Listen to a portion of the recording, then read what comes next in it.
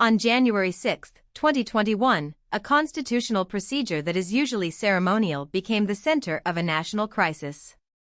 Members of Congress had gathered inside the United States Capitol to count Electoral College votes from the 2020 presidential election and formally confirm Joe Biden's victory. Outside, thousands of supporters of outgoing President Donald Trump had come to Washington, D.C., after weeks of false claims that the election had been stolen. What followed was an attack on the Capitol by a mob seeking to stop or delay the certification.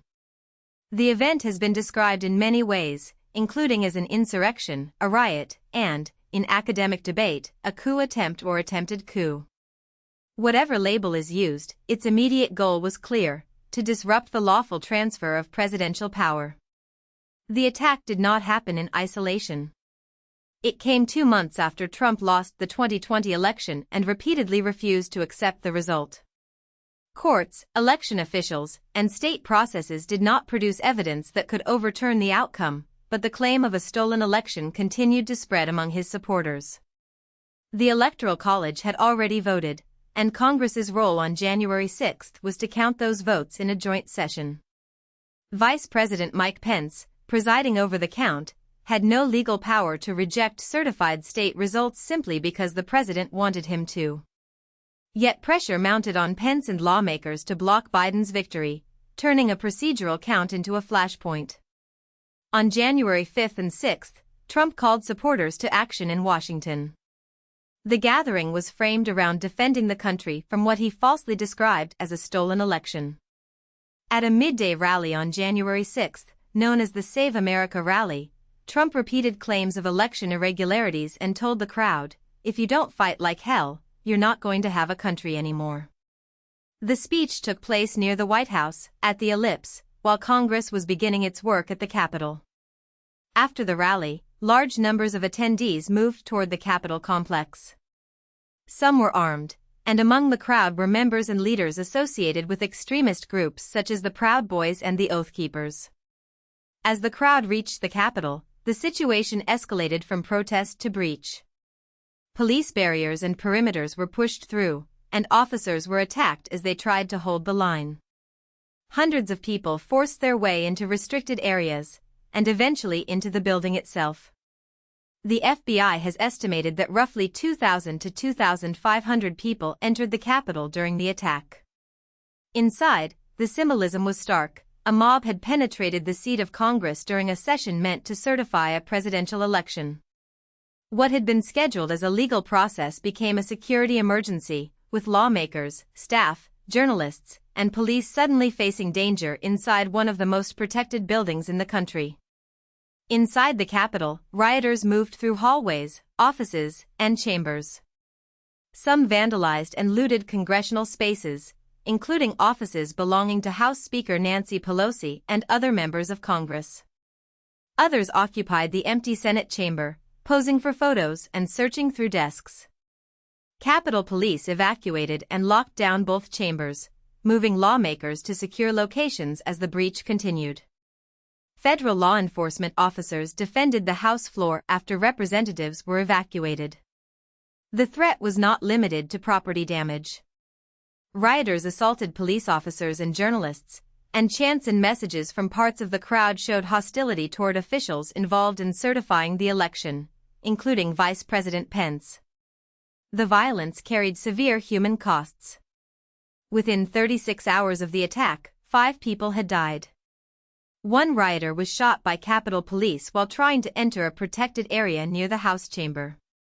Another person died of a drug overdose, and 3 others died of natural causes, including a police officer who suffered strokes and died the day after being assaulted by rioters and collapsing at the Capitol.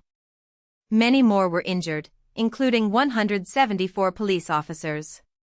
The trauma extended beyond that day, for officers who responded to the attack died by suicide within 7 months.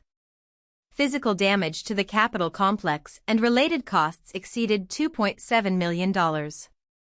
As the attack unfolded, officials faced urgent questions about restoring control.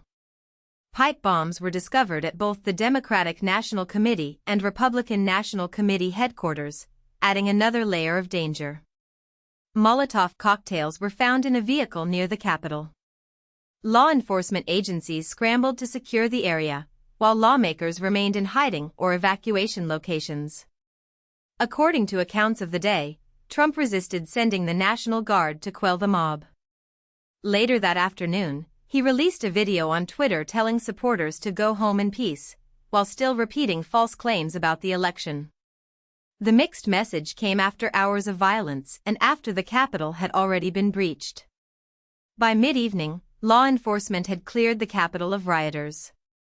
But Congress faced an important decision, whether to abandon the certification or return to the chambers and finish the count.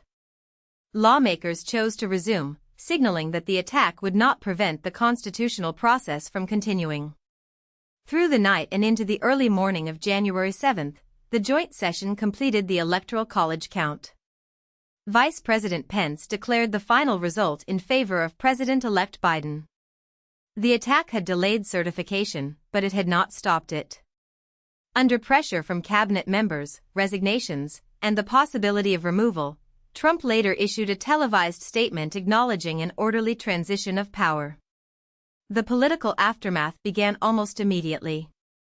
1 week after the attack, the House of Representatives impeached Trump for incitement of insurrection. This made him the only president in United States history to be impeached twice. Because the Senate trial took place after Trump had left office, it raised additional constitutional and political debate, but the Senate proceeded. A majority of senators, 57 to 43, voted in favor of conviction, including some Republicans. However, conviction required a 2/3 majority, so Trump was acquitted.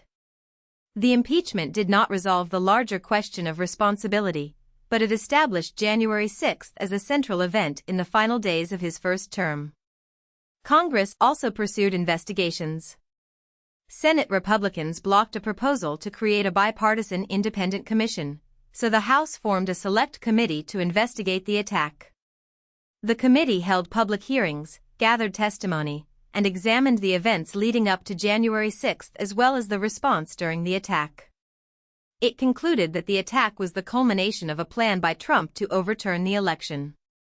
The committee voted to subpoena Trump and recommended that the Department of Justice prosecute him. These findings were politically contested, but they created an extensive public record of the pressure campaign, the rally, the breach, and the actions of officials that day. The criminal justice response was broad. More than 1,400 people were charged with federal crimes connected to January 6. Over 1,000 pleaded guilty, and more than 1,000 were sentenced, with about 64% receiving jail time. Charges varied widely, from unlawful entry and obstruction to assaulting officers. Some defendants were connected to far-right extremist groups or conspiratorial movements, including the Oath Keepers, Proud Boys, and 3%ers. Several members of extremist organizations were convicted of seditious conspiracy.